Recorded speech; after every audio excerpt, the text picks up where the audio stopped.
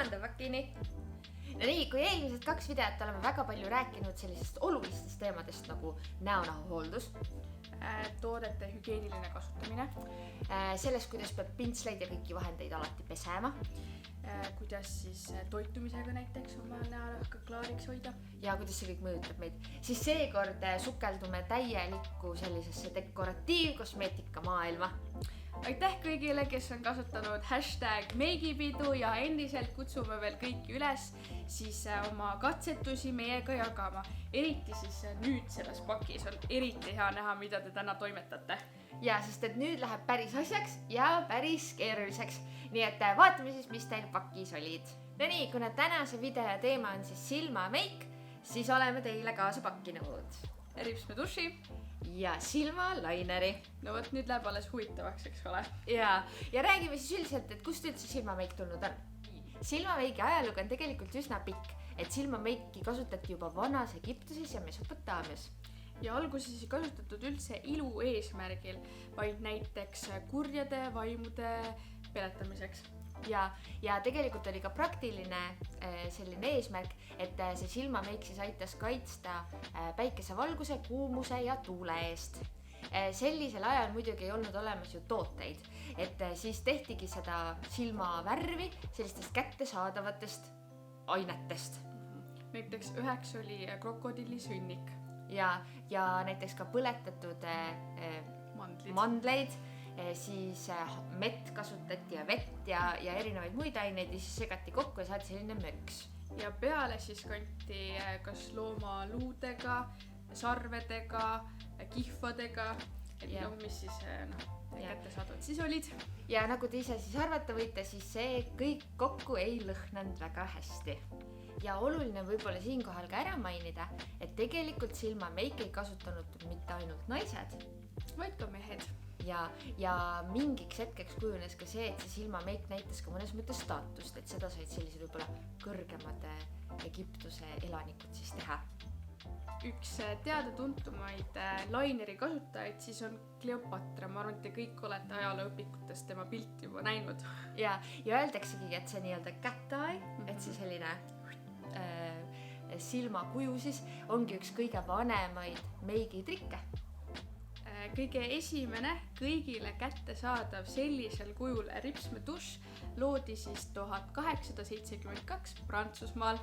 Just, ja vedel silmalainer tuli pisut hiljem, et see on kuskil 1950-ndatel. Ja siis sai ka see cat-eye ääretult populaarseks. Vaatame nüüd, kuidas seda silmalainerit kasutada.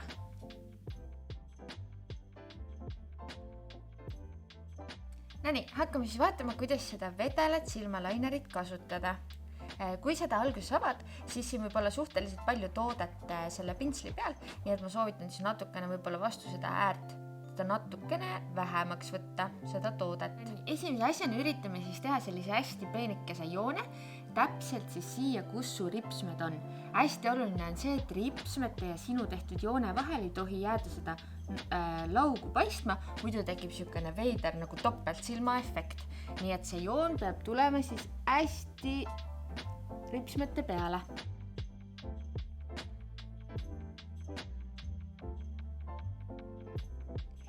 Nii, kuna see silm ise läheb niimoodi joonega nagu allapoole, siis siit lõpus peab tegema natuke meelega nagu viima ülespoole, muidu tulevad sellised alla vaatavad kurvad silmad.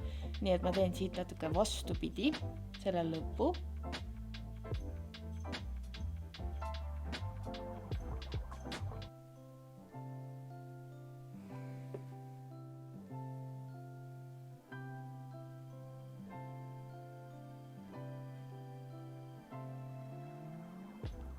Oluline ei olegi seda joont teha niimoodi ühe kuidagi joonena, vaid võid minna niimoodi vaikselt juppide kaupa. Nii et vahepeal võtad natuke juurde.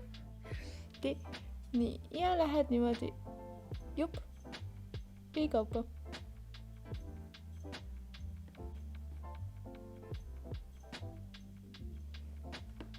Ürita enam-vähem ka nii saada, et need joonekid oleksid ühe paksud, on ju, et ei oleks nii, et üks joon on natuke paksem ja teine.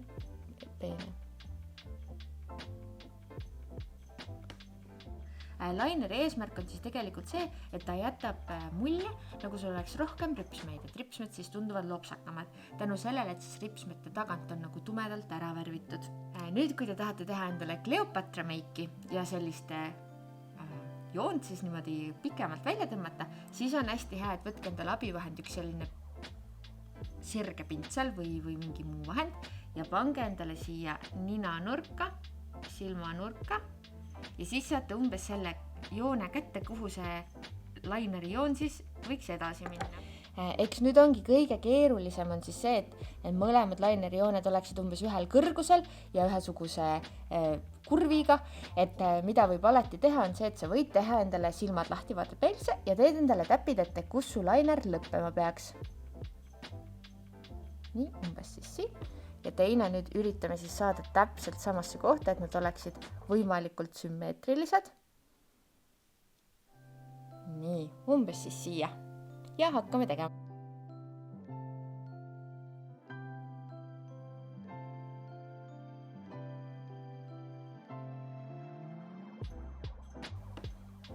Ja laineri ots siis võiks jääda hästi peenikene. Esimene on tehtud, siis hakkame teist tegema.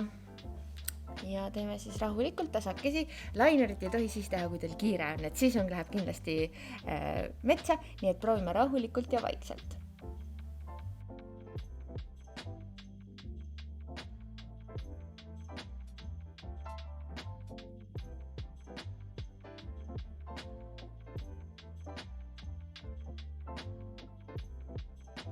Silmalaineri puhul on täiesti okei seda vahepeal töö jooksul natukene sättida, nii et kui sulle tundub, et läks natukene midagi paigast ära, siis võta üks vatitikuke, pane sinna peale mitsellaarvett ja saad siit natukene seda siis sirgemaks teha.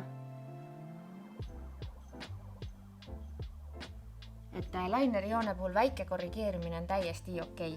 Ja mida sa võid veel kasutada on näiteks ka see meigikäst, et siis natuke siit tupsutada, kui tundub, et läks natukene kuskilt sassi. Ma ei tea, kas te panite tähele, aga kui ma seda laineri joont tegin või nüüd, kui ma hakkan ka ripsmeid värvima, siis tegelikult ma ei tee mitte midagi õhust. Et ma ei hoia oma käsi mitte nii, vaid alati toetage oma küünarnukk või kuidagigi vastu mingit lauda või vastu äärt, sest nii on käsi palju kindlamalt ja ei hakka värisema, et võib-olla niimoodi õhus teha ongi väga-väga keeruline. Nii, nagu te näete, siis tegelikult see silmalainer on suhteliselt tugev ja ta jääb nagu väga hästi silma ja võib-olla selle silmalaineri eriti sellise kättai koht ei ole nagu päris igal pool, et peab mõtlema, et kuhu minnes siis selline silm endale teha, et kool ei ole kindlasti see koht, kuhu võiks nii minna ja me teame, et teile väga-väga meeldib see silmalainer, et alati meid küsitakse seda silmalainerit, nii et mõelgegi siis selle silmalaineri peale nii, et see on teile nagu harjutamiseks, et te saate seda harjutada ja vaadata ja mõelda, et kuidas teil see välja tuleb, on ju, aga võib-olla siis päris mitte igale poole ärge selle meigiga minge, et iga meigi jaoks on oma aeg ja koht. Nüüd vaatame, kuidas ripsmetussi kasutada.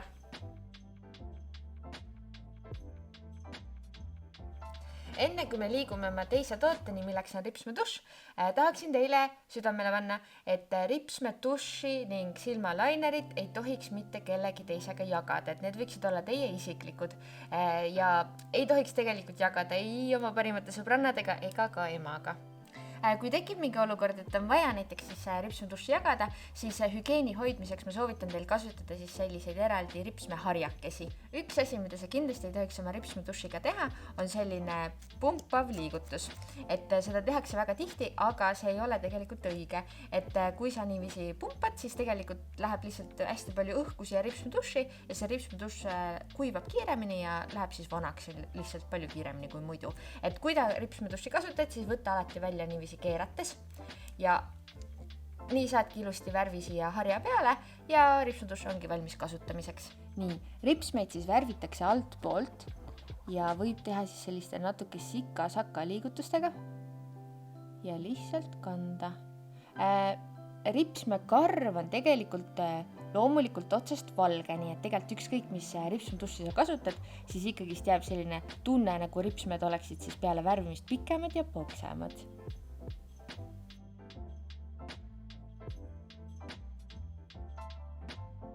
ripsmedušiga ripsmeid värvides, olge siis, tehke seda ka hästi rahulikult ja tasakesi, et siis endale selle harjaga silma ei pane, et muidu võib päris valus olla.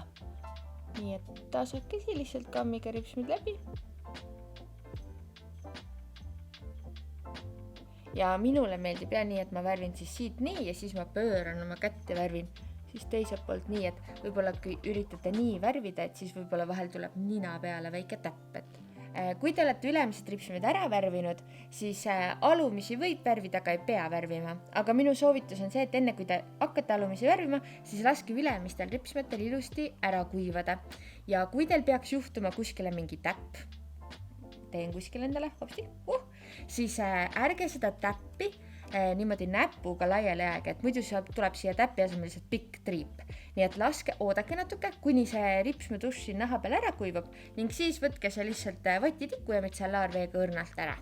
Lisaks tavalisele mustale ripsmedušile on olemas ka igasuguseid erinevaid värvilisi ripsmeduše, et meil on näiteks siin olemas ka sinine ja pruun ripsmeduš. Mäletate, siis esimeses videos me vaatasime, kui kaua tooted säilivad avatuna. Kaua siis need säilivad? Kas te mäletate seda märki veel? Võib-olla leiate ülesse siit. No nii, vaatame. Avatuna siis minu käes olev ripsmeduš säilib avatuna 6 kuud. Mul on sama. Sama. Ja see silmalainer? Ka 6 kuud. Ka 6 kuud. Nii et teate siis, et avatuna säilivad need 6 kuud ja siis tuleb need ära visata. Kuid, kui sa täna seda ripsmeduši avada ei soovi, siis kui kaua see toode säilib? No siis vist sellest märgist enam ei piisa. Nüüd tuleb otsida mingit teist märki. Täpselt, ripsmedušidel kipub olema siin põhja peal, ja et kui te vaatate oma ripsmeduši põhja, siis te leiate EX ja mingid 4 numbrit.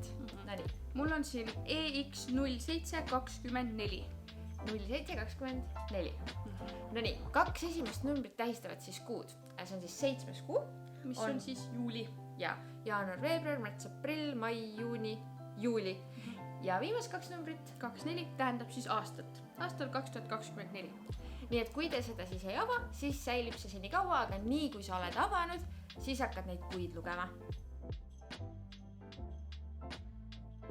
Esimene asi, mis te kindlasti peaksite tänasest videost endaga kaasa võtma, on see, et iga meigi luki jaoks on oma aeg ja oma koht.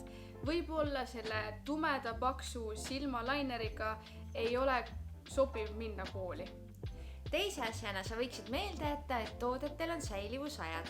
Kui sa ei ole tooteid veel avanud, siis otsi üles märk EX ja 4 numbrit. See on siis näitab, kui kaua see toode säilib avamata. Ja siin on siis 2 esimest numbrit, mis tähistavad kuud, kas siis jaanuar, veebruar, märts, aprill ja nii edasi. Ja 2 viimast numbrit on siis aastanumbrid, nii et siin on siis praegu näiteks 0824 ehk august 2024. Ja kolmandaks, meik tuleb alati enne magama minekut maha võtta. Isegi kui ripsmeduš tundub selline süütu asi, millega võib magama minna, siis tegelikult ei tohi. Pea meeles, võtta alati maha. 3. üllatuspakk oli kindlasti keerulisem kui meie eelmised 2 pakki. Seega, nagu öeldakse, harjutamine teeb meistriks. Ja kasutagegi seda silmalainerit lihtsalt harjutamiseks, võtke jälle maha, proovige uuesti, et ega see esimese korraga välja ei tulegi. Kindlasti jagage taas oma silmameiki meiega #meigipidu. Me hea meelega vaatame teie videosid ja pilte. Ja nii TikTokis kui ka Instagramis. Ja juba järgmisel nädalal tulebki meie 4. ja viimane video. Viimase video pealkiri siis on, et suudan kasutada tooteid mitmekülgselt ja kavalalt. Ja nii, et viimases videos võtame ka kõik eelmised tooted ja vaatame äkki nendega annab miskit veel teha. Just, aga järgmise korrani. Tšau!